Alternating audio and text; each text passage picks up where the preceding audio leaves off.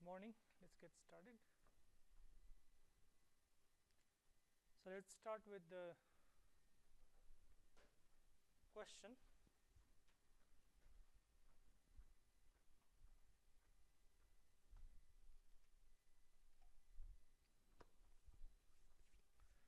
So there is a proton at 0 volts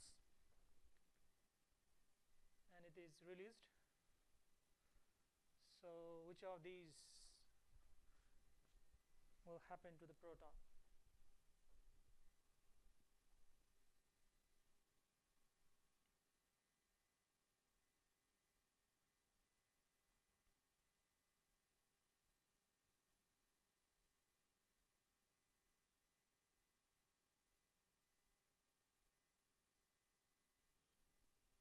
Hmm? E?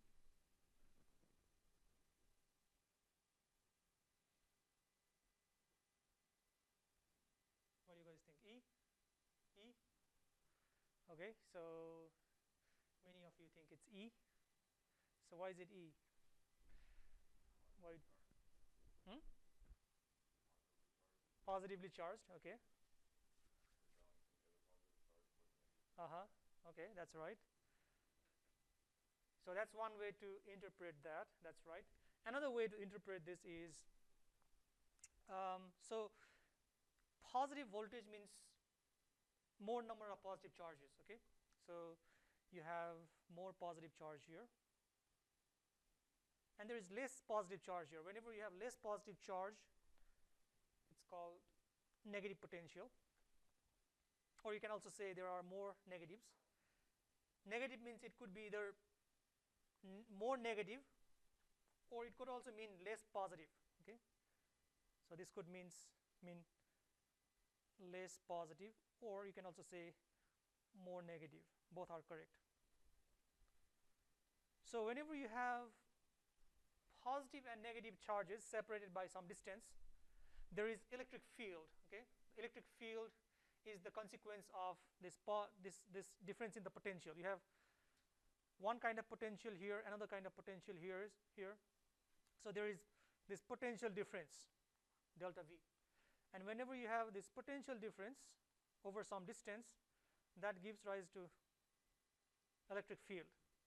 So there is electric field in this case, and the electric field always points from positive to negative. So there is this electric field going from positive to negative.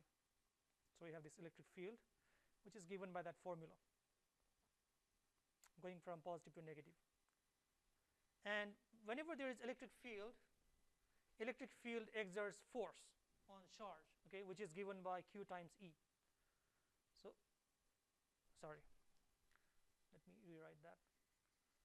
So electric field exerts force, which is given by Q times E. When there is potential difference, there is electric field, and when there is electric field, there is force. And force is such that this force exerts, or it pushes the positive charge away from it, and it attracts the positive charge towards it. Okay, so in other words, if you have a positive charge, this positive charge moves in the direction of electric field. If you have a negative charge, it moves in the direction opposite to electric field. Okay, opposite to E. So we have positive charge. That means it will move along the direction of electric field. Okay, going from positive to negative. So this is the right one. Now we have two options. So we have D and E that has positive charge going downward. Now will it move at the steady speed or increasing speed? So you can think of this in your physics 1 idea. So this is at lower potential, this is at higher potential. Okay, higher potential. When you drop the object from higher potential to lower potential, what happens to the speed? The speed doesn't remain constant, it increases, right? So you are dropping from higher potential, 0 is higher than 50, minus 50, okay? So 0 volt is higher than minus 50 volt. So from higher potential to lower potential, the object speeds up. So the answer is, again, E is the right answer.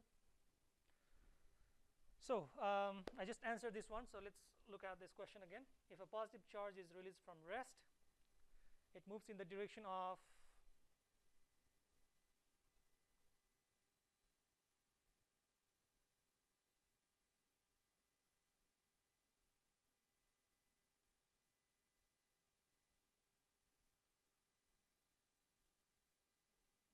D.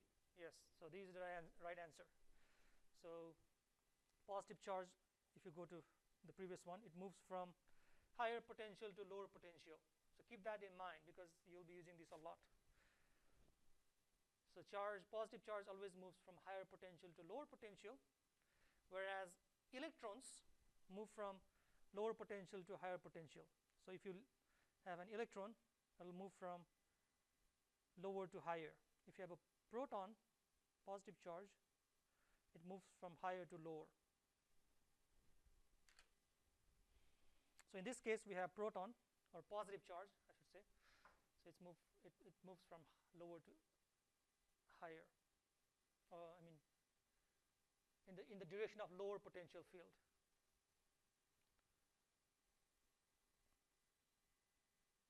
Okay, so we can skip that one.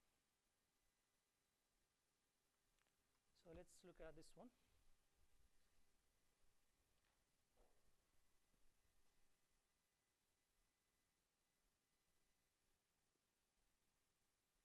So the two protons start at the same point 1, and they follow two trajectories. One is it goes straight up, the other one goes curved.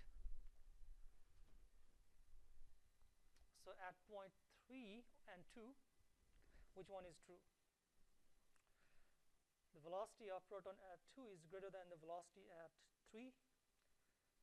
Velocities at 2 and 3 are equal, and velocity of 2 is less than velocity at 3.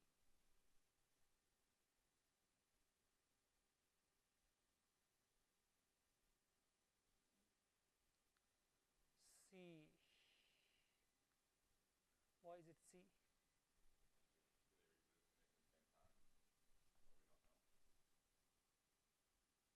Same time? What do you mean same time? We don't know. It doesn't matter actually in this case.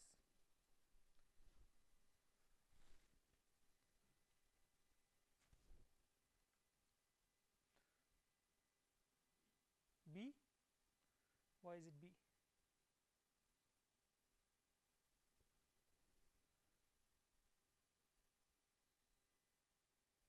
So we know from conservation of energy, energy at this point would be equal to energy at that point. At this point, it starts from rest. So the energy at this point is kinetic energy plus potential energy, and the energy at 2 is kinetic energy plus potential energy. So it starts from rest, that's 0. Potential energy is equal to Q times V, okay, in times of potential. This is energy and this is potential. So potential energy could be written as Q times V1 is equal to kinetic energy is 1/2 mv squared plus potential energy is QV2. Okay. So we can write this as 1/2 mv1 squared is Q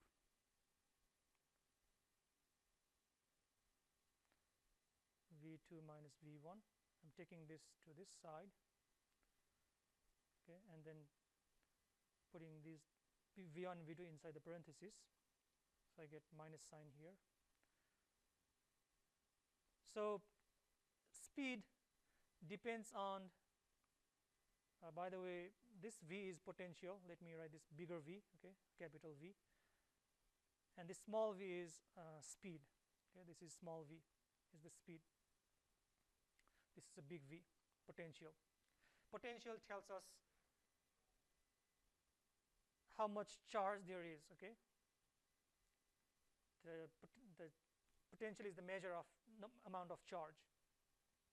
So this is at one potential and this is at another potential because there is charge difference up and down. So that's the potential difference.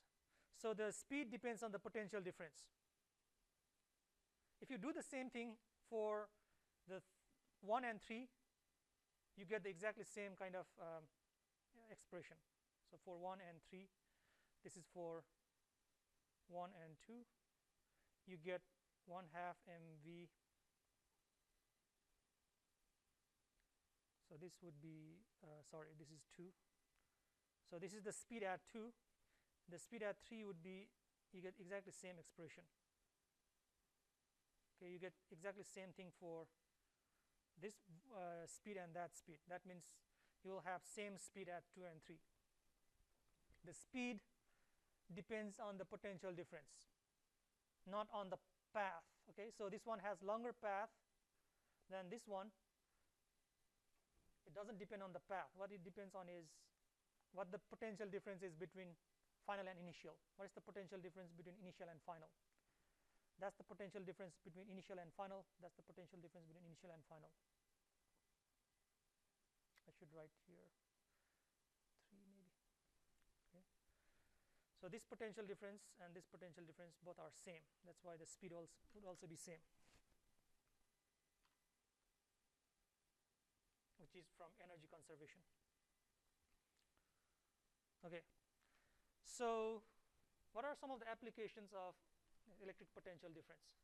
One application is inside the cells. So if you have taken any biology or anatomy, you might have seen this. So there are two types of cell charge exchange in cell, inside and outside cells. One is the diffusion. In diffusion, there is movement of sodium and potassium ions in and out of the cell. So during the diffusion, sodium ions move in the cell and potassium ions move out of the cell, and that is to equilibrate the concentration of the ions. Okay.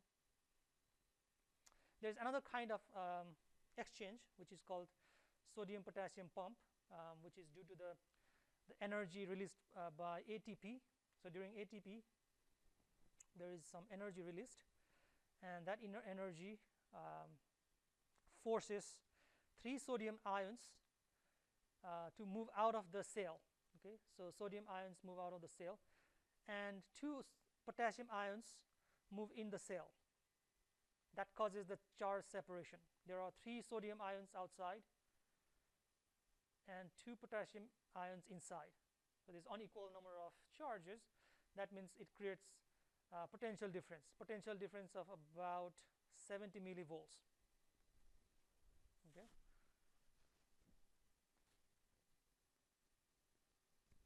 And this has lots of important implications in our physiology, which we don't need to talk here. But there is charge separation inside and outside the cell, which causes the potential difference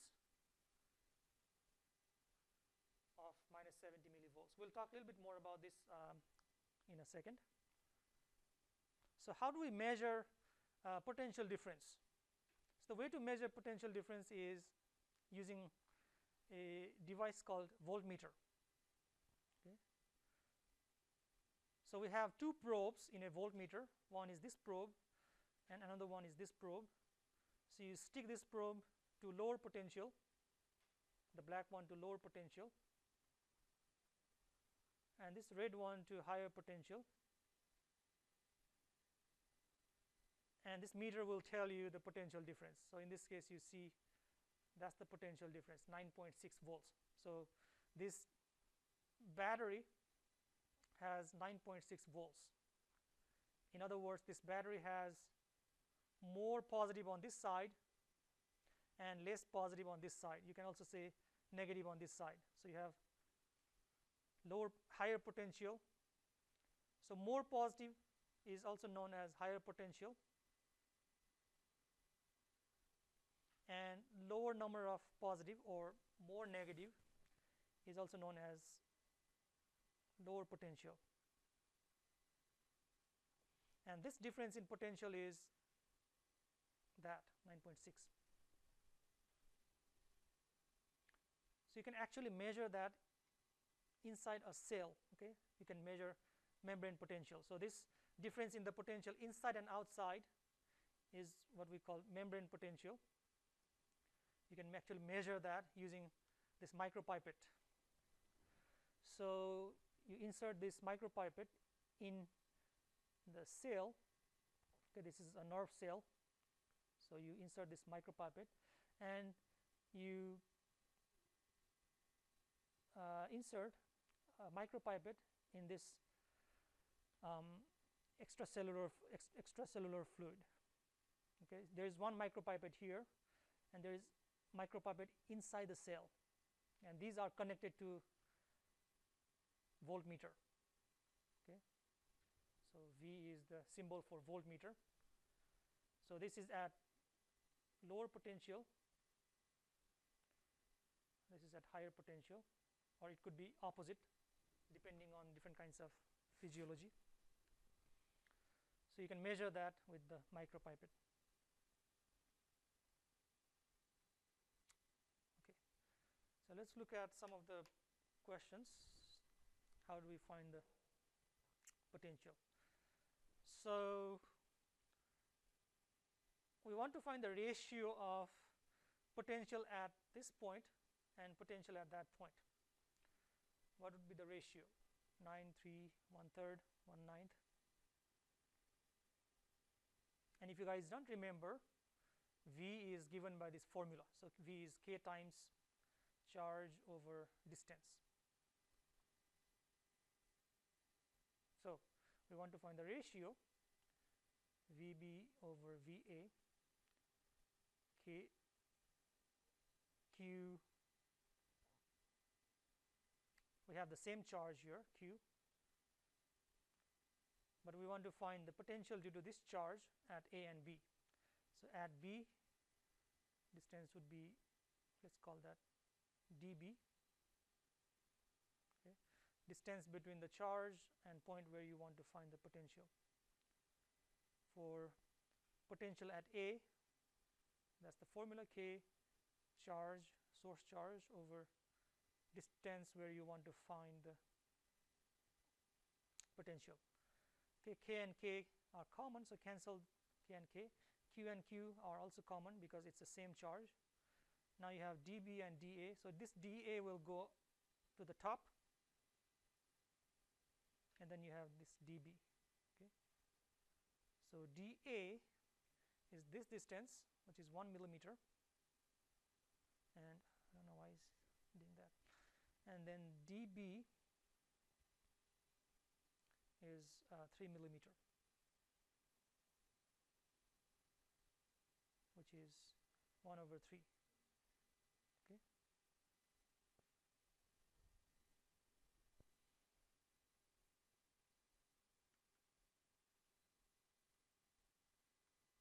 Okay. So any charge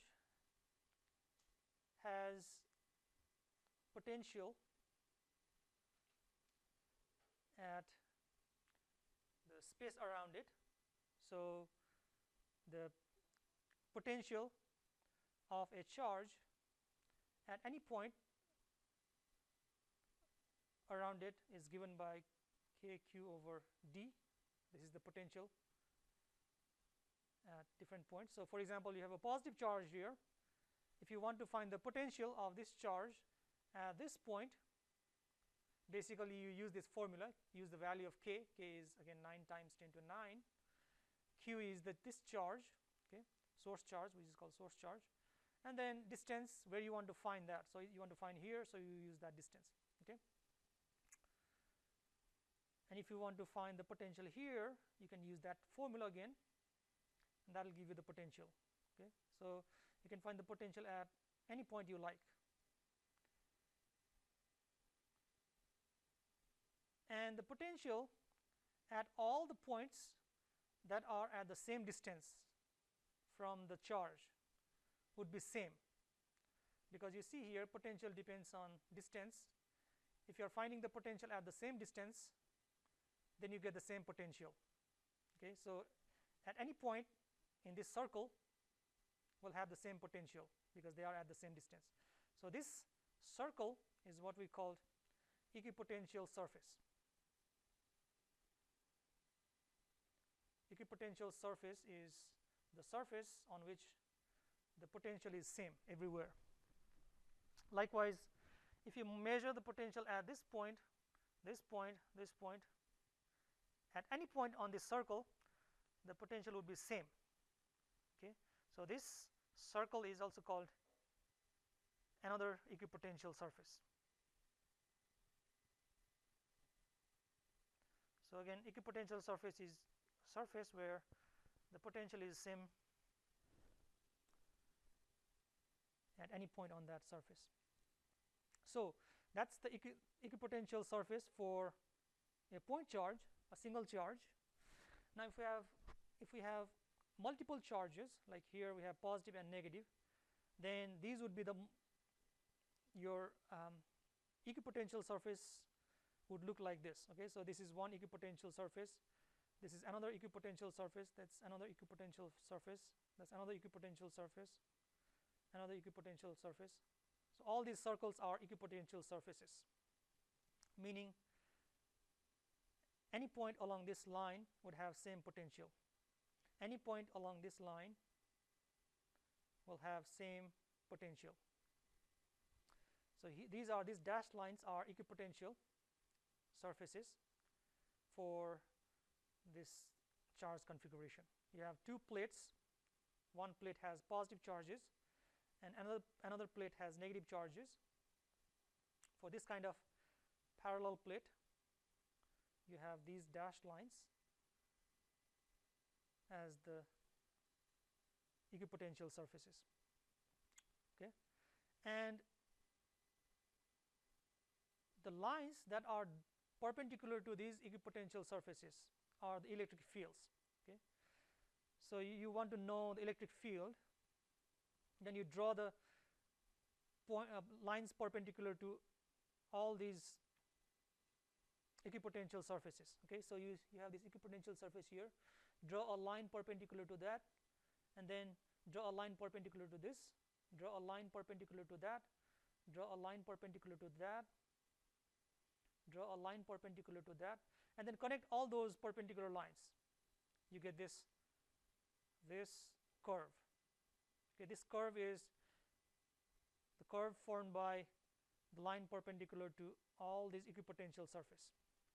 So draw a line perpendicular to this equipotential surface, line perpendicular to this equipotential surface, line perpendicular to this equipotential surface, and then connect all those lines. You get this straight line, and that's the electric field. So electric field lines are lines perpendicular to the equipotential surfaces. So same thing here. So draw a small line perpendicular to this equipotential surface. You have equipotential surface here, and then another line perpendicular to this equipotential surface, and connect those two lines. You connect all the lines that are perpendicular to the equipotential surfaces. You get this electric field. That's the electric field.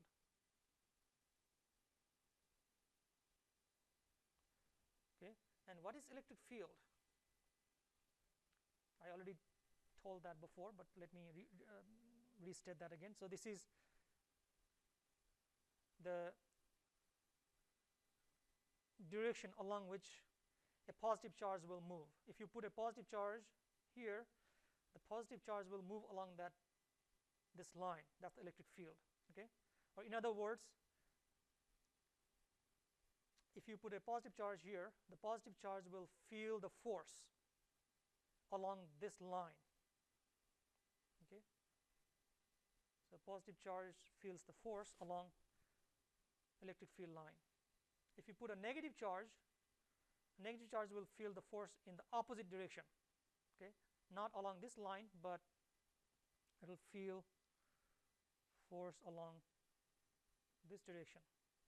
If you put a negative charge here, the negative charge will feel the force in the opposite direction of the electric field. But if you have a positive charge, it will feel the force along that electric field line. Okay? So we learned two concepts here. One is equipotential surfaces. Equipotential surfaces are the surfaces that have same potential. And the second one is electric field lines are perpendicular to equipotential surfaces. Okay, so very important concepts. Yes.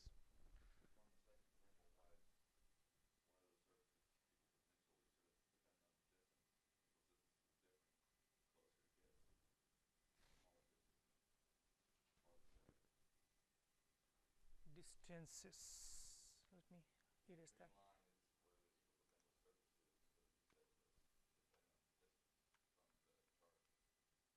Just a second.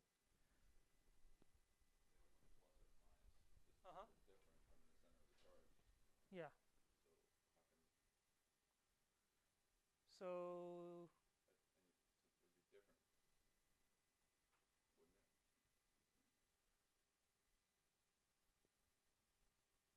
you mean the potential here should be different from the potential here? Based on what you said, because it's dependent on the distance. Right, but this is the effect of two charges. It's not just one charge. If it were one charge, you were right. It would have same equally distant from each other. So if you have a single charge, let me just try here. So let's say you have a charge here, then there will be like that. If you have a single negative charge here, equipotential surface would look like that. Okay? But this is the combination of two charges, so there is a little bit of change in the shape of the equipotential surface because of the effect of this one on that.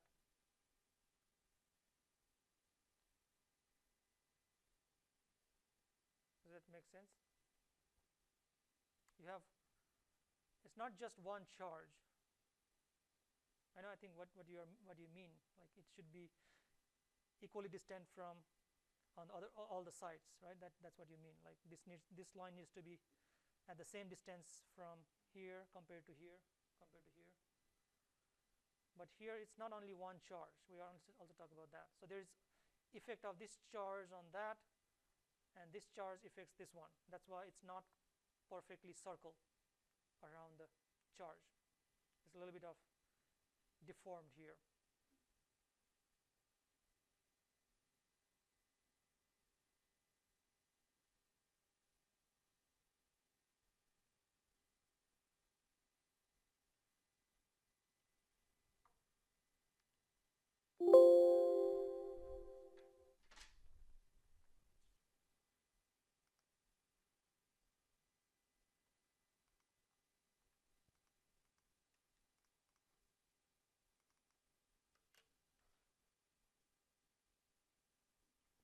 Does that make sense, or still not feeling good about?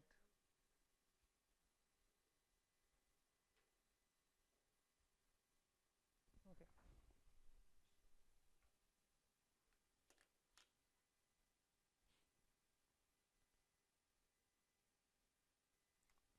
So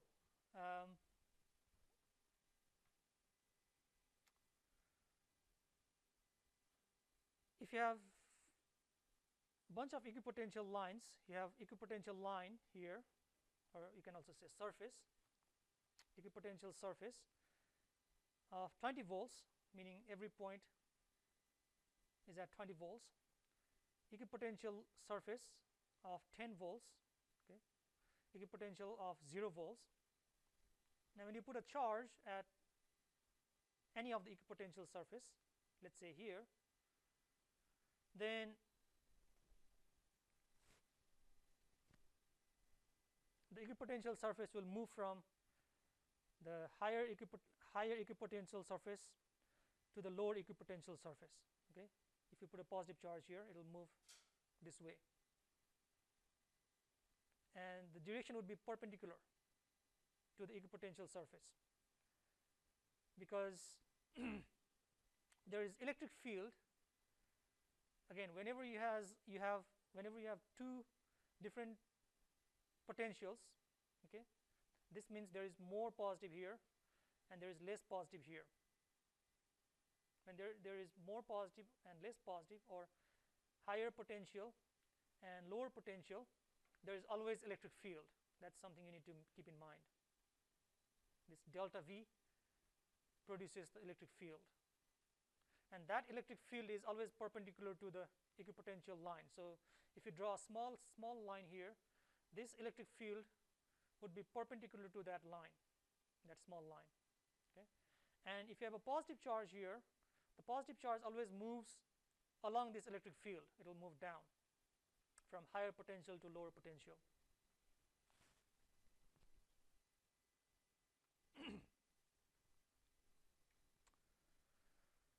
Okay, and when it's moving from higher potential to lower potential, what happens is the speed will increase. The particle speeds up. Okay, so when it's moving down, it speeds up. Or you can also say kinetic energy increases. At what cost? At the cost of decrease in potential or potential energy. I don't know why it's doing that.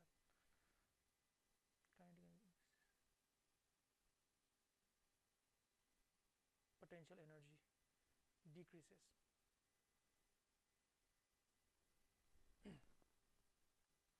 Okay, so let's look at this question. You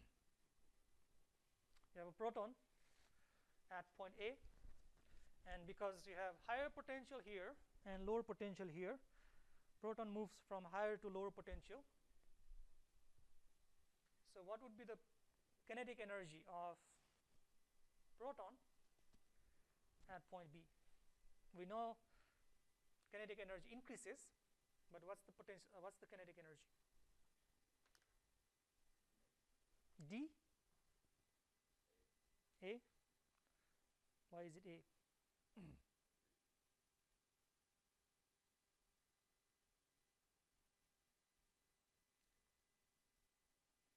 It increases, that's why it's A. Why not D?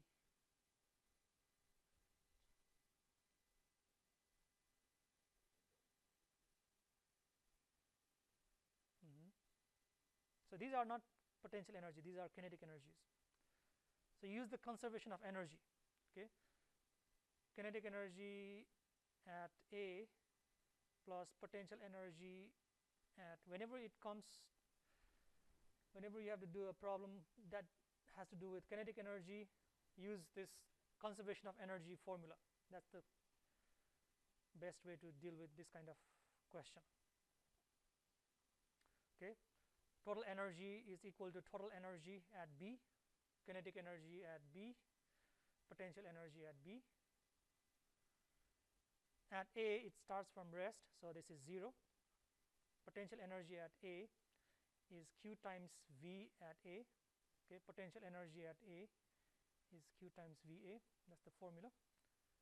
Kinetic energy at B is 1/2 mv.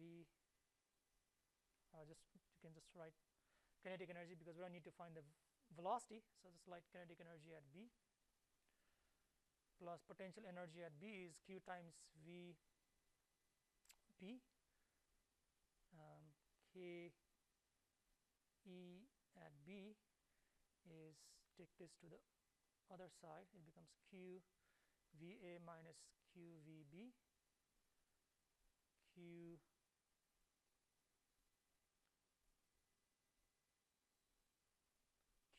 q is the charge of an electron. You can just write E for that. Okay, charge of electron is E, or in this case proton, sorry. Proton and electron have same charge. Okay, if it is proton, it's positive E. If it is electron, it's negative E. Okay, that's for electron, same amount of charge. But here in this case we have proton, so it's positive E, positive E. And then VA is 250 minus VB is 150 volt. So 250 minus 150 is 100. We have E here, EV. Okay, that's the kinetic energy.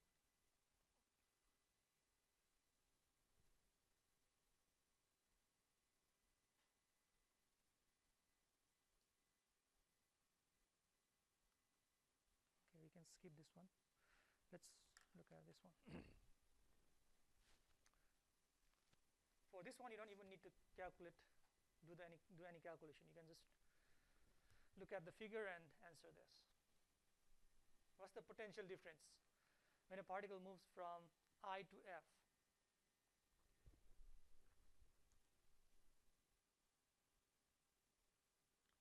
Delta F, delta V.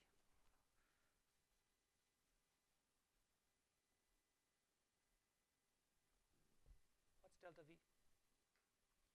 Whenever you are finding change, change means final minus initial.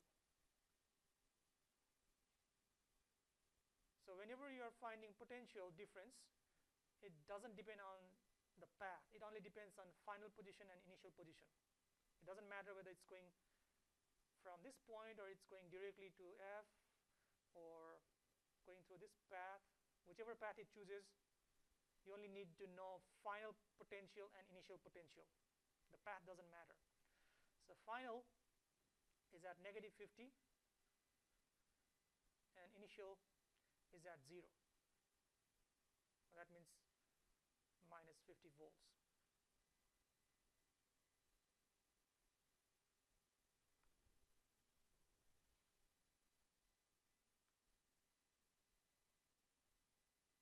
Okay. So let's talk a little bit about the application of potential difference in electrocardiogram.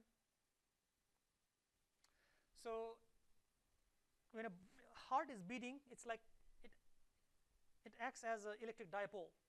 If you guys remember, electric dipole means same amount of charge separated by some distance. Okay, you have positive charge and negative charge, same amount of charge, and they are separated by some distance d. So this configuration is called electric dipole. So our heart is just like electric dipole when it's beating. Okay. So initially, all the muscle cells in heart are polarized. What that means is, if you take a cell, consider a cell in your heart, you have sodium ions outside and potassium ions inside. Okay, there's more positive outside and less positive inside. So we can call this outside as positive potential, and inside is less positive or more negative. So you can call the inside to be negative potential. Okay, so this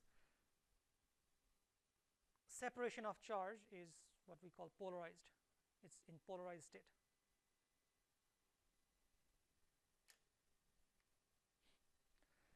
And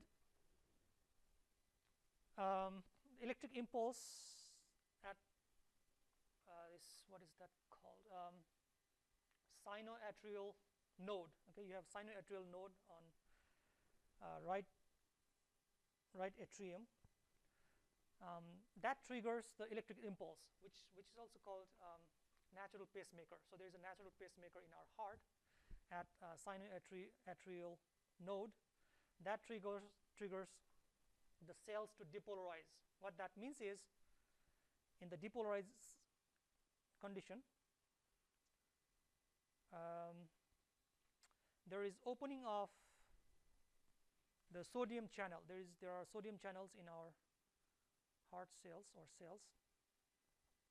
These sodium channels open, Na channel, and that causes the sodium ions to move or enter the cells. Okay, the sodium ions enter the cell, so Na plus enter the cell, and that depolarizes the cells. Okay, and this continues, this depolarization continues until, okay, let me write this in different things, really bad.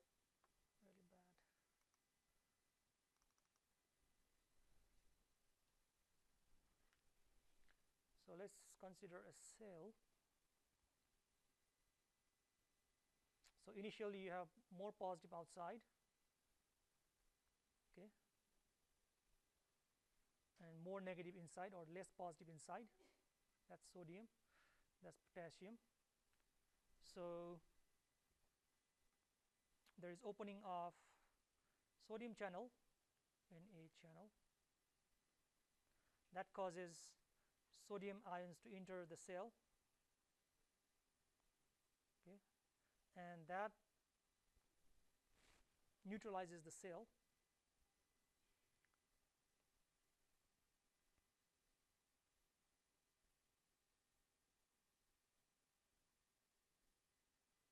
And this continues till all the outside is more negative than inside. Okay, so this thing is called depolarization.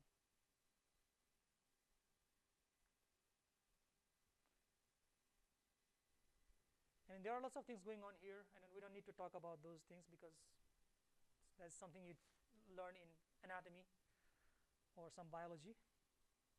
But what we need to know here is there is depolarization of the cells in our heart, okay, and there is also repolarization. Okay, we won't talk in detail about that. There is repolarization, which is caused by, again, we talked about that before, sodium potassium exchange. So here we talked about that before.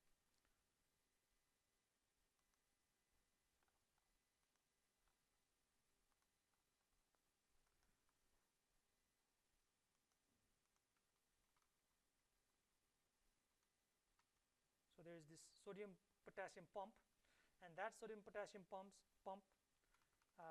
repolarizes the cells. Okay.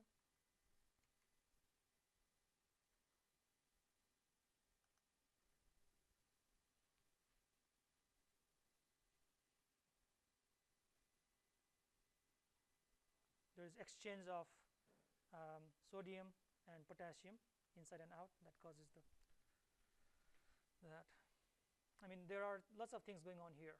Like there is once sodium channel is at some point the sodium channel will close, okay, and then there is calcium channel opening.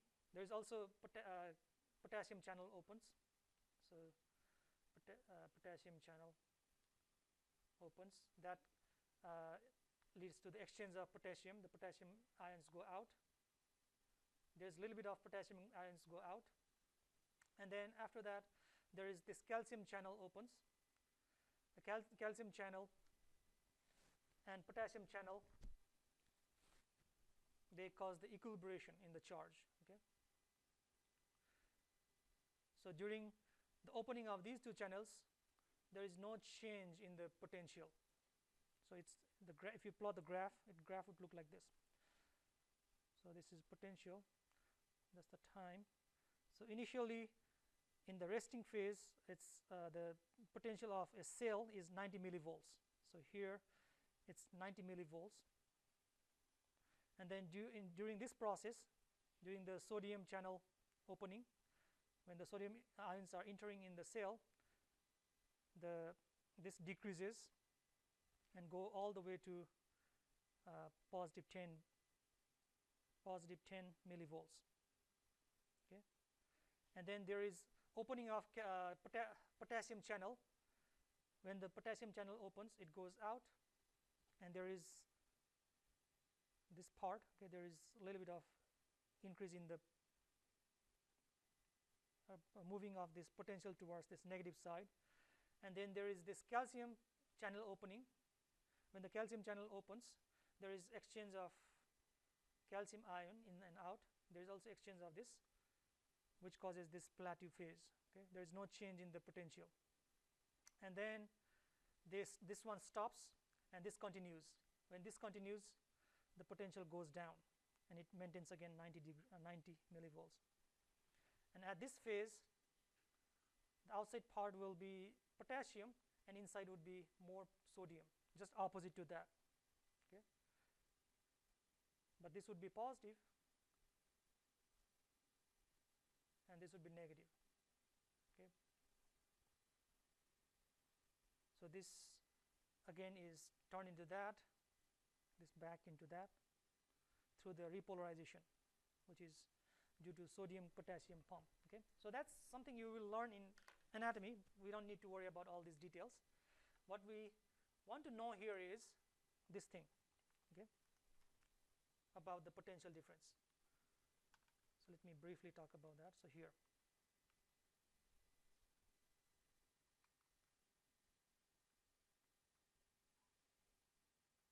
this one. So we have this depolarized cell. There is the cells are already depolarized in this region, this atrial part, and these parts are yet to depolarize. They are still polarized.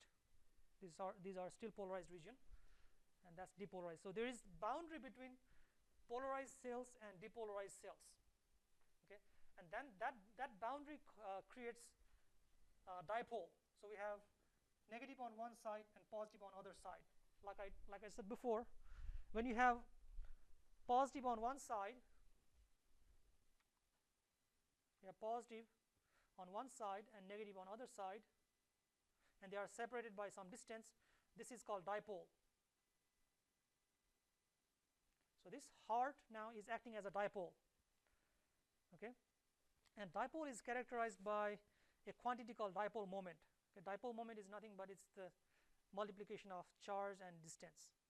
Okay, so this charge is q. If you multiply one of the charge and distance, it is called dipole. So this heart has some dipole, and dipole always points from negative to positive. Okay, so that's the direction of dipole. And then if you have potential difference, so there is positive, there is negative here and positive here, difference in the charge, that means there is potential difference, delta V. If you have delta V, there is also electric field. Okay, so here these dashed lines are the it doesn't say what that is. It looks like equipotential lines. These are equipotential lines, okay, of the heart during this particular state of depolarization. Okay, there is negative on this part and there is positive on this part, and this will also have electric field. If you have to draw the electric field lines would be perpendicular to these equipotential lines. They would look like that. Okay, so that's the electric field.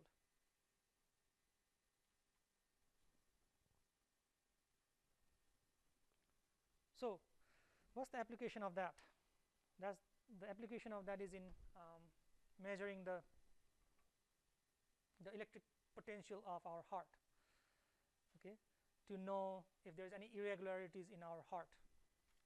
So by measuring the electric potential in our heart, we can know if it is normal or not.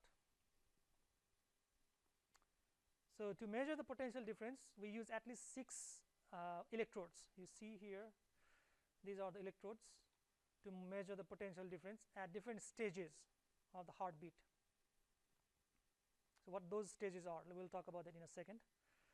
So the chart that we get by measuring the electric potential difference in the heart is called EKG or ECG. You might have seen this. This shows the potential difference at different phases. Okay, so what are those phases?